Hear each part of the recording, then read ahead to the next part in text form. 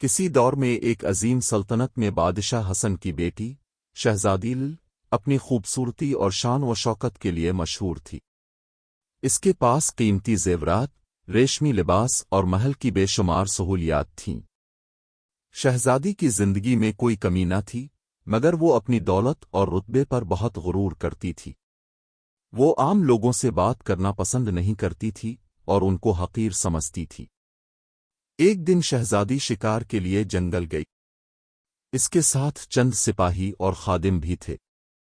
شکار کے دوران وہ گھنے درختوں میں دور نکل گئی اور باقی قافلے سے بچھڑ گئی۔ جنگل میں اکیلی رہ جانے کے بعد شہزادی کو سخت خوف محسوس ہوا۔ اس کے پاس نہ کھانے کے لیے کچھ تھا اور نہ ہی پانی۔ کئی گھنٹے بھٹکنے کے بعد شہزادی کو ایک چھوٹی سی جھونپڑی نظر آئی۔ بھوک اور پیاس سے بےحال شہزادی نے دروازے پر دستک دی۔ دروازہ کھولا تو اندر سے ایک دیہاتی لڑکی نکلی جس کا نام فاطمہ تھا۔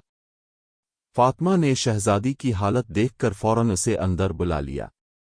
دیہاتی لڑکی نے شہزادی کو پانی پلایا اور اپنے حصے کا کھانا اسے کھلایا۔ شہزادی نے اپنے غرور کی وجہ سے پہلے تو کھانے میں نقص نکالنے کی کوشش کی، لیکن بھوک نے اسے مجبور کر دیا اور اس نے سادہ روٹی اور سبزی شکر گزاری کے ساتھ کھا لی۔ رات ہونے پر فاطمہ نے شہزادی کو اپنے بستر پر سلایا اور خود زمین پر سو گئی۔ شہزادی یہ دیکھ کر حیران ہوئی کہ اتنی غریبی میں بھی یہ لڑکی کتنی نیک دل ہے۔ صبح ہوتے ہی فاطمہ نے شہزادی کو قریبی گاؤں کے راستے پر چھوڑ دیا، جہاں سے بادشاہ کے سپاہی اسے ڈھونڈتے ہوئے آ پہنچے۔ شہزادی کو دیکھ کر سب خوش ہو گئے اور اسے محل لے گئے۔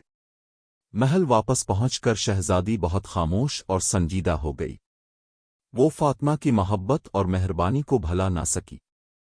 شہزادی کو احساس ہوا کہ وہ ہمیشہ غرور اور تکبر میں رہی، لیکن ایک غریب لڑکی نے اپنے سادہ دل سے اس کی جان بچائی۔ چند دن بعد شہزادی نے بادشاہ سے اجازت لے کر فاطمہ کو محل میں بلوایا۔ اس نے فاطمہ کو قیمتی لباس پہنایا اور اسے محل میں عزت و احترام سے بٹھایا۔ پھر شہزادی نے سب درباریوں کے سامنے فاطمہ سے اپنی غلطی کی معافی مانگی۔ شہزادی نے سلطنت میں غریبوں کے لیے کھانے اور لباس کا بندوبست کرنے کا حکم دیا۔ وہ خود بھی رعایا سے ملتی اور ان کے مسائل سنتی۔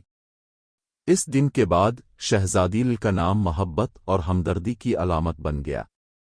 سبق: یہ کہانی ہمیں سکھاتی ہے کہ غرور انسان کو تنہا کر دیتا ہے، جبکہ عاجزی اور نرمی لوگوں کے دلوں میں جگہ بنا لیتی ہے۔